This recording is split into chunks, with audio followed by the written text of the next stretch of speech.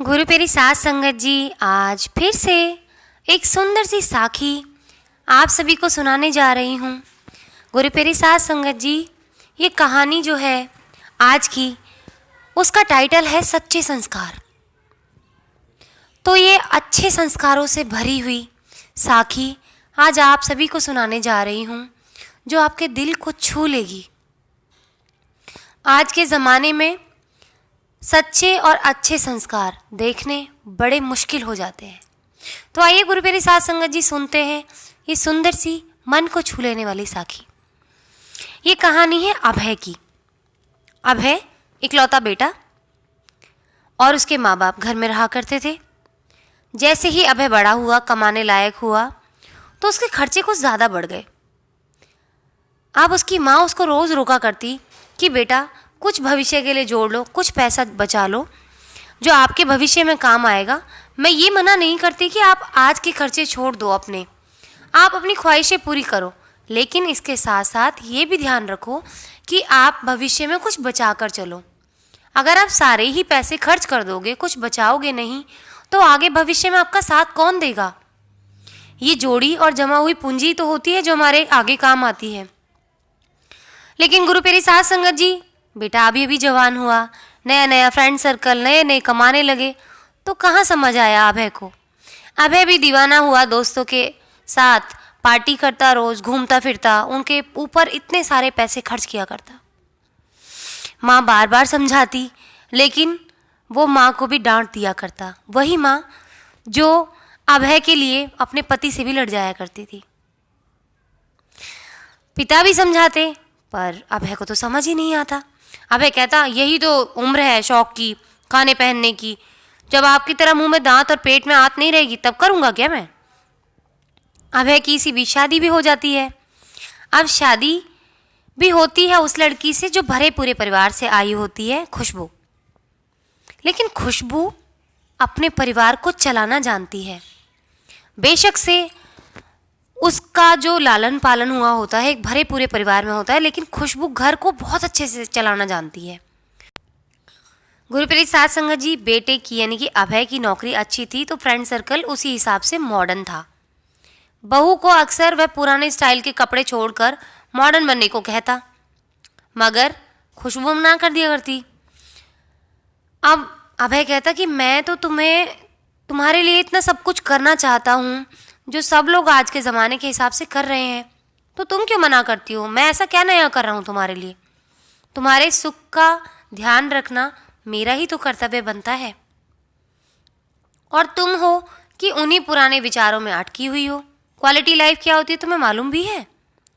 और बहू कहती है इस पर कि क्वालिटी लाइफ क्या होती है ये मुझे जानना भी नहीं है, क्योंकि लाइफ की क्वालिटी क्या हो मैं इस बात में विश्वास रखती हूँ। अब गुरु पेरी साध संगत जी, क्या होता है, एक दिन ऐसे ही अभय के पापा की तबीयत खराब होती है। सीने में तेज़ दर्द, और एकदम से उनको आईसीयू में एडमिट कराना पड़ता है। गुरु पेरी साध संगत जी, अभय को पता नहीं होता कि उसके पापा को हार्ट अटैक आया है। डॉक्टर बताते हैं कि आपके पापा को हार्ट अटैक आया है, और डॉक्टर 3 लाख का पर्चा उसको पकड़ा देते हैं, जो उसके पापा का खर्चा आ रहा होता है। गुरु पेरी साध संगत जी, 1.5 लाख का बिल तो पहले ही भर दिया था अभय ने, लेकिन अब ये 3 लाख भारी लग रहे थे। अब अभय ने सोचा क्यों ना मेरे उन दोस्तों से मदद ले ली जाए जिनके साथ मैं पार्टी किया करता था। हर एक दोस्त को फ़ोन लगाया, लेकिन किसी दोस्त ने कोई बहाना बनाया तो किसी दोस्त ने कोई बहाना बनाया।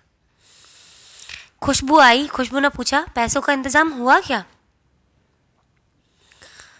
और खुशबू खाना लेकर आई थी उस वक्त, गुरु पेरी साध संगत जी।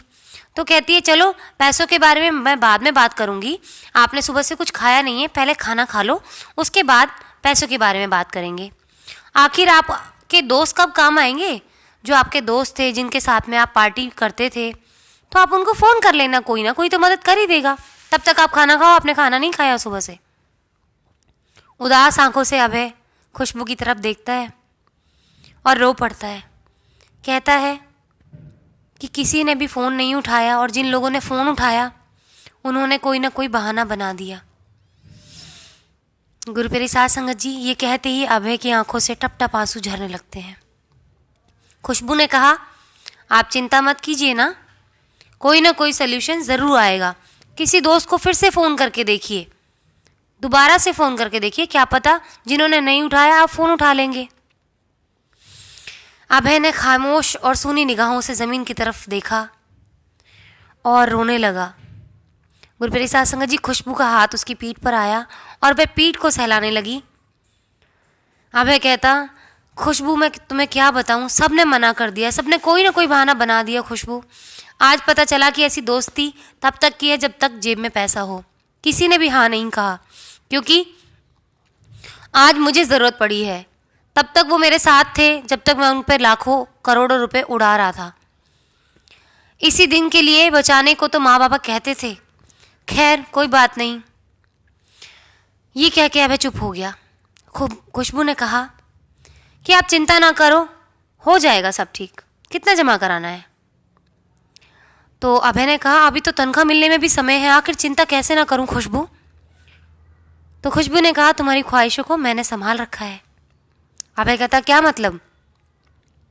खुशबू कहती है, तुम जो नई नई तरह के कपड़े और दूसरी चीज़ों के लिए मुझे पैसे देते थे, वो सब मैंने संभाल के रखे हैं। माँ जी ने फ़ोन पर बताया था 3 लाख जमा कराने हैं। मेरे पास 2 लाख थे, बाकी मैंने अपने भैया से मंगवा लिए हैं। टिफ़िन में सिर्फ एक ही डिब्बे में खाना है, बाकी में पैसे हैं। खुशबू ने थैला टिफ़िन सहित उसके हाथों में थमा दिया। अभय रोते हुए बोलता है, खुशबू तुम सचमुच अर्धांगिनी हो। मैं तुम्हें मॉडर्न बनाना चाहता था, हवा में उड़ रहा था, मगर तुमने अपने संस्कार नहीं छोड़े। आज वही काम आए। सामने बैठी माँ की आंखों में आंसू थे। उसे आज खुद के नहीं बल्कि पराई माँ के संस्कारों पर नाज था।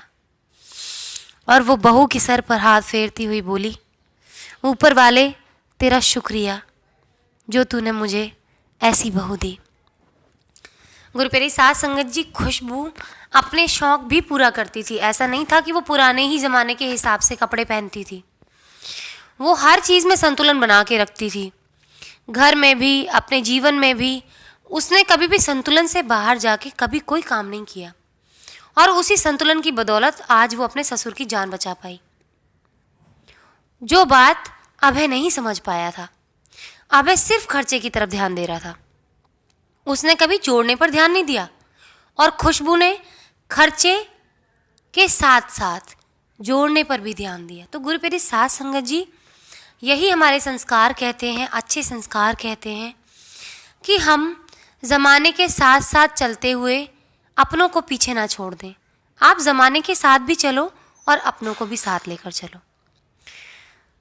और इसके साथ साथ ये बहुत छोटी सी चीज़ है, लेकिन ज़िंदगी में बहुत बड़ी भी बन जाती है कई बार, कि आप खर्चे के साथ सेविंग करें। आप परसेंटेज चेक करें ज़रूर कि आप अपने खर्चों के कंपैरिजन में बचा कितना रहे हैं। आगे कोई आपने भविष्य निधि सोची है, या अपने माँ बाप का, या अपना आपने हेल्थ इंश्योरेंस कराया है। आप ये सारी चीज़ें करके ही आप खर्चे कर सकते हैं। अदरवाइज़ आप खर्चों का मत सोचिए। आप पहले अपना फ्यूचर सिक्योर कीजिए, अपना भविष्य बनाइए, फिर उसके बाद ये चीज़ें अच्छी लगती हैं। तो गुरु प्यारी साध संगत जी, अपने जीवन में संतुलन बनाए रखें, प्यार बनाए रखें, सच्ची सेवा ना छोड़ें, सिमरन करते रहें, हंसते रहें, मुस्कुराते रहें। क्या पता यूं ही गम खुशी में बदल जाए।